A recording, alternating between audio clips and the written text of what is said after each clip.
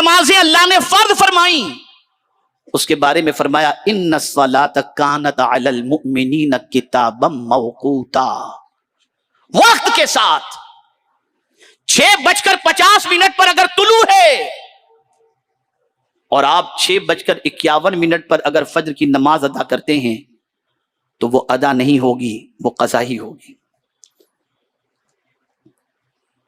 अगर आपने लाखों रुपया खर्च किया और वकूफ अरफा का जो वक्त है वो भी वक्त है ना, आप सोचेंगे मैं 11 को जाकर 9 को बहुत भीड़ रहती है, मैं जाऊंगा 11 को जाकर के आराम से पूरा दिन वहां रहूंगा ताकि भीड़ से बच जाऊं, आपका हज नहीं होगा।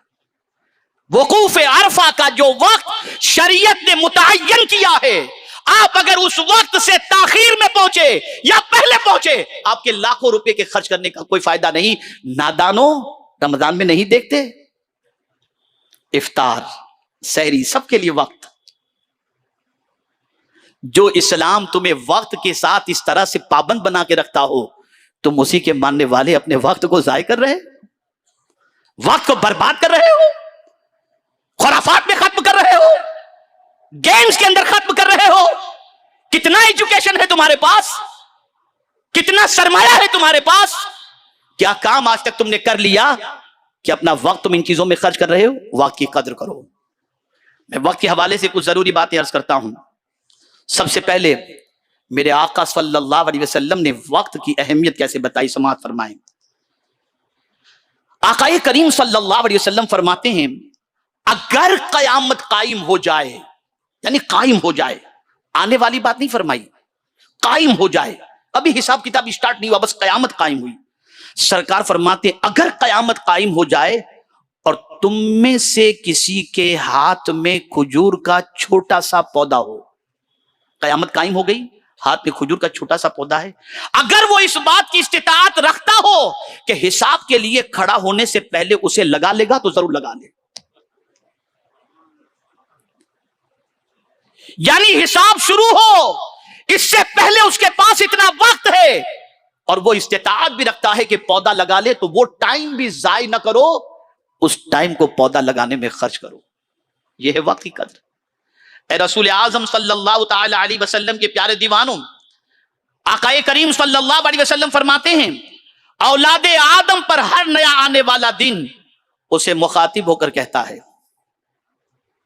जो दिन नया आता है ना, वो डेली दिन कहता है। हम कहां सुनते हैं, लेकिन हुजूर तो सबकी सुनते हैं ना, सबकी पुकार को सुनते हैं, सबकी बातों को सुनते हैं। और क्या कहना, हम यहां से पुकारें वहां वो सुने।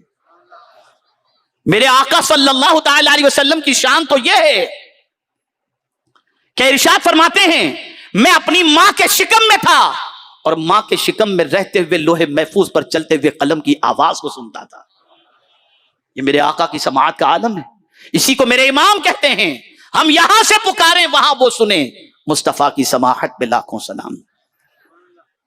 तो सरकार तो सबकी सुनते हैं। अब दिन, ये डे जो डेली निकलता है ना, वो क्या कहता है?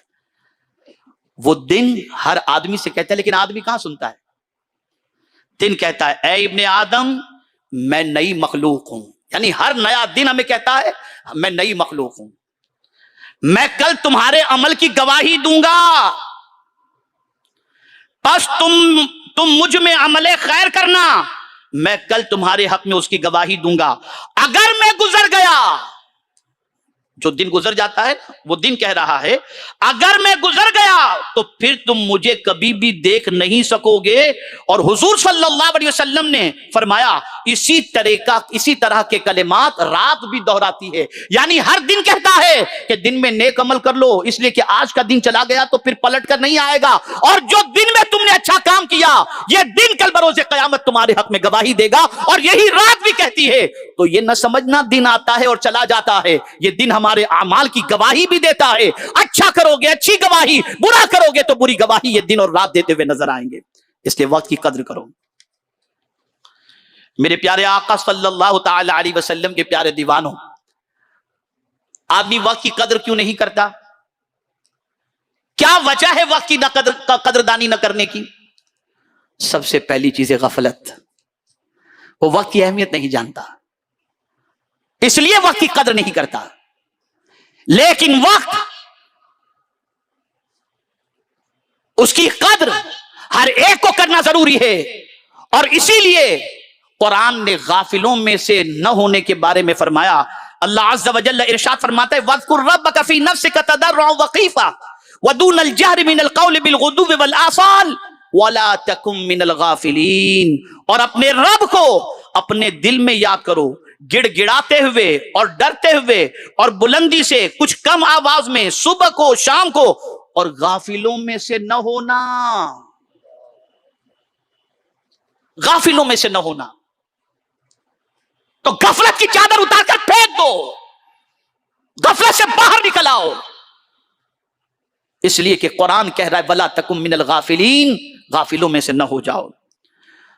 اور یہاں کچھ دوست ہی ایسے ہوتے ہیں جو غافل ہوتے ہیں, اور ان غافل دوستوں کے ساتھ آدمی اپنا ٹائم اسپینڈ کرتا ہے. آؤ تھوڑا کیرم کھیل لیتے ہیں, آؤ تھوڑا یہ کر لیتے ہیں, آؤ تھوڑا یہ کر لیتے ہیں, آؤ تھوڑا یہ کر لیتے ہیں, آؤ تھوڑا یہ کر لیتے ہیں. جائز جتنی تفریحات ہیں اس کے سلسلے میں اسلام نے نہیں روکا, لیکن تضیع اوقات سے اسلام نے روکا ہے, فضول چیزوں سے اسلام نے روکا ہے. اگر کوئی ایسا دوست ہے جس کا دل اللہ کے ذکر سے غافل ہے اور جو تمہیں غفلت کا شکار کر دے, غافل بنا دے, تو کیا دوستی میں اس کی بات ماننی چاہیے؟ قربان جائیے میرے رب کی عظمت پر. ارشاد فرماتا ہے وَلَا تُطِعْ مَنْ أَغْفَلْنَا قَلْبَهُ عَنْ ذِكْرِنَا وَاتَّبَعَ هَوَاهُ وَكَانَ أَمْرُهُ فُرُطًا. قرآن کہتا ہے اور اس کا کہا نہ مانو جس کا دل ہم نے اپنی یاد سے غافل کر دیا اور وہ اپنی خواہش کے پیچھے چلا اور اس کا کام حد سے گزر گیا. ایسے لوگ جو غافل ہوتے ہیں وہ قرآن کے پیچھے نہیں چلتے, وہ شریعت کے پیچھے نہیں چلتے, وہ فائدے کو نہیں دیکھتے, بلکہ خواہش کے پیچھے پیچھے چل کر وہ اپنی زندگی گزارتے ہیں, حد کراس کر جاتے ہیں. قرآن نے کہا ان کی بات قطعی طور پر نہ ماننا. اور یہاں پر میں اگر سیدنا صدیق اکبر رضی اللہ المولا تبارک و تعالی عنہ کی دعا آپ کی سماعتوں کے حوالے نہ کروں تو مناسب نہ ہوگا. میں نے جب یہ دعا پڑھی تو ان کی سوچ پر قربان ہونے کو جی چاہا, اور اتنی اچھی سوچ ان کی کیوں نہ ہو, وہ تو یار غار مصطفیٰ تھے نا, وہ ثانیہ اثنین ہے نا. آپ اندازہ لگائیں, ان کی دعا کو ذرا سنیں تاکہ محسوس کر سکیں کہ کتنی عظیم دعا ہے ان کی. سیدنا صدیق اکبر رضی اللہ تعالیٰ عنہ دعا کرتے تھے اللہم لا تدعنا فی غمرۃ ولا تاخذنا علی غرۃ ولا تجعلنا من الغافلین. اے اللہ ہمیں سختی میں نہ چھوڑ اور ہمیں غفلت کی حالت میں نہ پکڑ اور ہمیں غافلوں میں نہ بنا. یہاں سے یہ بات سمجھ میں آئی کہ جو لوگ غفلت کے شکار ہوتے ہیں وہ اللہ عز و جل کو پسند نہیں, اور مومن کو کبھی بھی غافل نہیں ہونا چاہیے. مجھے یہاں پر ایک بڑی پیاری بات حضرت حسن بصری علیہ رحمت و رضوان کی یاد آتی ہے. کچھ لوگ اپنے کام میں ٹال مٹول کرتے ہیں, ارے یار سدھر جائیں گے نا, 50 کے بعد سدھر جائیں گے, پھر تو کام ہی کیا ہے, 60 کے بعد سدھر جائیں گے. یار ابھی تو جوانی کی زندگی ہے, ابھی کہاں یہ سب ریسٹرکشن اور یہ ساری چیزیں, ایجوکیشن اور یہ اور وہ, ابھی تو انجوائے کی لائف ہے. اور آدمی ٹال مٹول کرتا ہے, اور اسی ٹال مٹول کے اندر میں بعد میں سدھر جاؤں گا, حج کر کے آگے سدھر جاؤں گا, یہ سارا ٹال مٹول. قربان جائیے اس پر حضرت حسن بصری علیہ رحمت و رضوان کے قول کی طرف. حضرت حسن بصری رضی اللہ تعالیٰ عنہ فرماتے ہیں ٹال مٹول سے بچو. غور سے سنیے گا, بڑی پتے کی بات ہے, بڑی پتے کی بات ہے. یہ دل میں بٹھا لو گے تو آج کے بعد ٹال مٹول کی عادت نکل جائے گی. فرماتے ہیں ٹال مٹول سے بچو اس لیے کہ تمہارا تعلق آج سے ہے, کل سے نہیں. اس لیے کہ تمہیں معلوم ہی نہیں ہے کہ کل تم دیکھ سکو گے کہ نہیں دیکھ سکو گے. تو ٹال مٹول نہ کرو, آج ہی اپنا کام شروع کرو اور آج ہی سے اپنی زندگی کے اندر تبدیلی پیدا کرو. اگر کام کرنے کے وقت تک نہ پہنچ سکے اور اس سے پہلے روح پرواز کر گئی تو گھبرانے کی بات نہیں, راستے کی نیت آپ نے کر لی تھی، منزل تک پہنچانا میرے رب کے دست قدرت میں ہے۔ آپ جانتے ہیں ایک حاجی اگر گھر سے نکلا، وَمَن يَخْرُجْ مِن بَيْتِهِ مُهَاجِرًا إِلَى اللَّهِ وَرَسُولِهِ ثُمَّ يُدْرِكُهُ الْمَوْتُ فَقَدْ وَقَعَ أَجْرُهُ عَلَى اللَّهِ۔ کوئی حاجی گھر سے نکلا، احرام پہن کر نکلا یا نیت کر کے نکلا، ابھی مکہ نہیں پہنچا، موت واقع ہو گئی، معلوم نہ تھا موت واقع ہو گئی، تو جانتے ہو جاتا، توجہ چاہوں گا، پہنچ جاتا، حج کرتا، ایک حج لکھا جاتا، لیکن نکلا اللہ کی راہ میں اور مر گیا، موت آ گئی، تو مولا ہر سال اس کے نام اعمال میں حج کا ثواب لکھ دیتا ہے کہ بندے تم میری طرف آنے کا ارادہ تو کر لیا تھا، تو نے ٹال مٹول تو نہیں کی، تیرا کام جتنا تھا تو کر، باقی میرا کام میں کر دوں گا، تو ٹال مٹول نہ کرو، آج سے بدل جاؤ، یہاں سے جانے کے بعد اپنے ٹائم کے بارے میں احتساب کرو کہ کوئی بھی وقت تمہارا ضائع تم انشاءاللہ نہیں کرو گے۔ میرے پیارے آقا صلی اللہ تعالی علیہ وسلم کے پیارے دیوان ہوں، ہمارا ٹائم ضائع کس وجہ سے ہوتا ہے؟ آلات جدیدہ کی وجہ سے، موبائل۔ آپ ذرا سوچو تو سے، ہم نے کوئی تحقیق کے میدان میں قدم نہیں بڑھایا، کوئی نئی چیز ہم نے کریٹ نہیں کی، زمانے میں ہم کتنے پیچھے ہیں، دنیا کہاں سے کہاں نکل گئی، اور ہمیں دے دیا گیم، اور ہمارے کچھ بچے پتہ نہیں کیا کیا گیم ہے، مجھے تو یاد بھی نہیں ہے، سمجھ میں بھی نہیں آتا ہے اس کے بارے میں، کون سا گیم وہ کھیلتے ہیں؟ پب جی، ہمارے کچھ نوجوان پوری پوری رات پب جی کھیلتے ہیں، پتہ نہیں کیا کیا گیم نکلی ہے، اب رمی اور یہ اور وہ سب چل رہا ہے، بس جلدی پیسے بناؤ۔ کیا کر رہے ہو تم؟ کس طرف جا رہے ہو؟ کیا تمہاری جوانی اسی لیے ہے؟ تو خبردار، ضرورت سے زیادہ آلات جدیدہ کا استعمال، یعنی تم موبائل کا، انٹرنیٹ کا استعمال ضرورت جتنا ہی کرو، ضرورت سے زائد اس کا استعمال قطعی طور پر نہ کرو، اس لیے کہ قیامت میں وقت کے بارے میں بھی اللہ عز و جل ہم سے سوال پوچھے گا۔ اب جو بات عرض کرنے جا رہا ہوں، اللہ والوں کے نزدیک وقت کی کتنی اہمیت ہے، ذرا سنو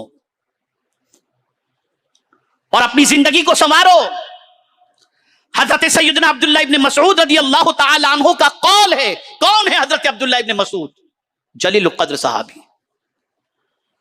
جب کوفہ والوں نے حضرت عبداللہ ابن مسعود کو سیدنا فاروق اعظم سے طلب کیا اور کہا کہ ہمیں عبداللہ ابن مسعود دے دو، تو فاروق اعظم نے فرمایا میں تو اپنے یہاں ان کی ضرورت زیادہ محسوس کرتا ہوں، لیکن اپنی ضرورت پر تمہاری ضرورت کو فوقیت دیتا ہوں، لے جاؤ عبداللہ ابن مسعود کو۔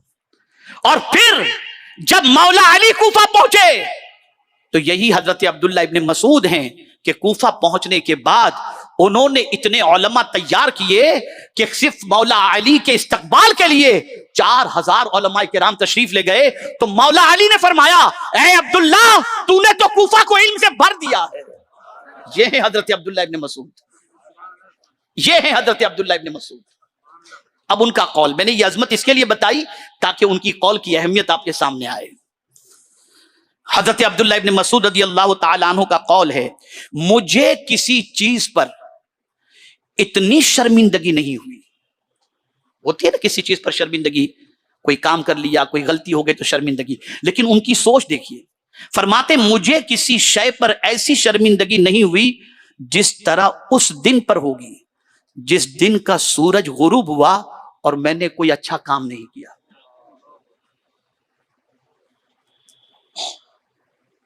یعنی نیا سورج غروب ہو رہا ہے اور اس دن اگر میرے کام کے اندر کوئی اضافہ نہیں ہوا اور میں نے کوئی کام نہیں کیا تو مجھے سب سے زیادہ اس بات پر افسردگی ہوگی اور شرمندگی ہوگی کہ آج کا دن ایسے ہی گزر گیا اور میں نے کوئی کام نہیں کیا۔